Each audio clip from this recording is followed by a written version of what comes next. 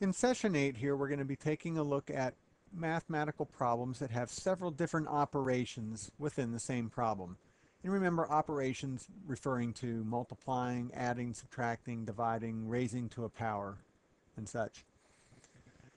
Okay, I've gone ahead and created a problem for us. 6 plus 5 times 2 minus 4 divided by 2 to the second power. We can see that we have all 5 main types of operations here, all within the same problem.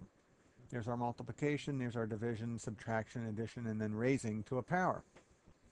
So the question is, what is the answer to this question? Well, let's start at the left and work to the right and see what we get. 6 plus 5 is 11. 11 times 2 is 22. 22 minus 4 is 18. 18 divided by 2 is 9. And 9 to the second power, which would mean 9 times 9, would be 81. So one possibility here is 81. Well, let's go over here and rework it again and saying, well, no, you're not supposed to take everything over here, get that answer, and then raise it to the second power. You're supposed to just take the 2 to the second power. Okay, let's go ahead and rework it that way then. 6 plus 5 is 11. 11 times 2 is 22. 22 minus 4 is 18. And then we have over here 2 to the second power is 4. 18 divided by 4 would then be 4.5. So we can see, depending on which order that we do these in, we're going to get different answers. So to help compensate for situations like this, mathematicians have come up with a system of sequencing how you perform certain operations first, and they've identified those for us. And they're down here. The first thing that you do in a problem is you always do the powers first. As far as the operations, the first operation you do are the powers. Exponents being the powers, and then also square roots, but that's later. Next, you then multiply and divide from the left side of the equation or the problem toward the right. After you're done with all the multiplications and divisions, you then go ahead and add and subtract from left to right. So I'm going to go ahead, just so there's no confusion, I'm going to get rid of these possible answers here, because what we're going to find out is they're both wrong. 81 and 4.5 are both wrong. Let's go ahead and do it now based upon the sequence that we're given. Do the powers first. Well, there's only one section here, or one number that has a power to it, and that's this one, 2 to the second power. Well, what is 2 to the second power? Well, 2 to the second power means 2 times 2. It's not 2 times the exponent of 2, it just means 2 times itself, used as a factor twice. Well, what is 2 times, or 2? 2 to the second power. Well, 2 to the second power, 2 times 2, is 4. So in this case, since we're tight on space, I'm just going to go ahead and rewrite 2 squared as 4. Now, what do we do next? We've completed step 1, do the powers first. The next thing we do is multiply and divide from left to right. Well, what's our multiplication part?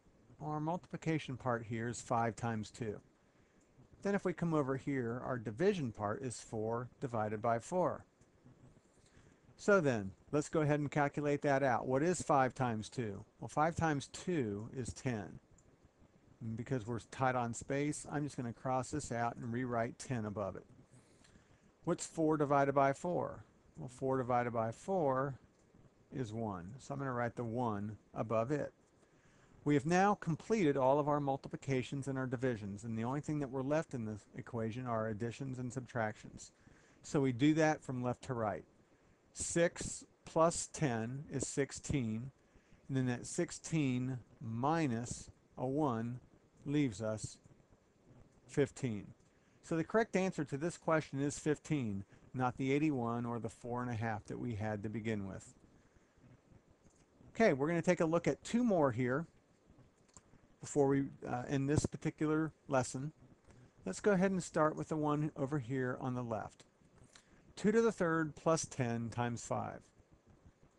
Based upon the sequence of the previous screen, what do we do first? What you do first are your powers.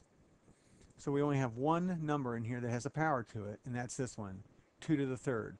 Well, what does 2 to the third mean?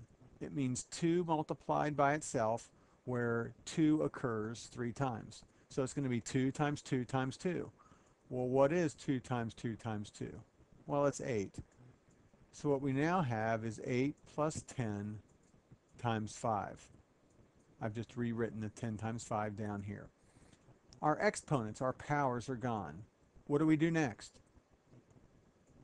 Well, what you do next are any multiplications and divisions, and you do them from left to right. Well, the only multiplication or division we have is this one here, 10 times 5. So I'm going to rewrite 8 plus. Now, what is 10 times 5? 10 times 5 is 50. So we've now completed the multiplications and divisions. And what are we left with? What we are left with is 8 plus 50. And what is 8 plus 50? It's 58. So our answer to this question here is 58. Now let's come over here and take a look at this one here at the right. We can see once again we have all 5 types of operations here within the same problem. So what are we going to do first? Well, what we do first are the exponents, the powers. We only have one here. That's 4 to the second power. Well, what is 4 to the second power? Well, 4 to the second power means 4 times 4. Well, what is 4 times 4? It's 16. So I'm going to go ahead and just replace 4 squared here, 4 to the second power, and I'm going to replace it with a 16. Now, what do we do next? Oh, what we do next here is multiply and divide. Here's our multiplication problem, 7 times 2. Here's our division problem, 16 divided by 2. So at this point here, I'm going to rewrite what we have, 16 minus, well, what is 7 times 2? Well, it's 14. And then I'm going to rewrite this plus sign here. Now, what is 16 divided by 2? 16 divided by 2 is 8. So the only thing that we are now left with in this problem are subtractions and additions. So what do? We add and subtract from left to right. The first thing that occurs here is a subtraction. What is 16 minus 14? Well, 16 minus 14 is 2. What's 2 plus 8? 2 plus 8 is 10. So our answer is 10. Now, one clarification. Here it says add and subtract from left to right. What this means is that it's treating addition and subtraction on equal footing. It doesn't mean that you have to do all of your additions before you do your subtractions. Same here with step 2 where it says multiply and divide. All it's telling you here is its multiplications and divisions are being treated on equal footing. If you have a division problem in a question before a multiplication problem, you do the division first. It doesn't mean you do all your multiplications first and then you do all your divisions next. Otherwise, multiplication would be its own step. It would be step 2. Division would be step 3. Addition would be step 4, and subtraction would be step 5. So just remember, multiplication and division are on equal footing. Addition and subtraction are on equal footing.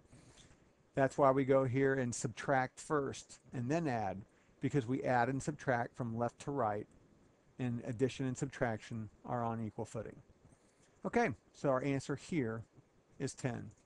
And then lastly, as a quick review, when you're presented with a problem that has different types of operations within it, make sure that you do them in the following order. Do your powers first, then you multiply and divide left to right, and lastly you add and subtract from left to right. That'll finish this session, session 8, on several operations.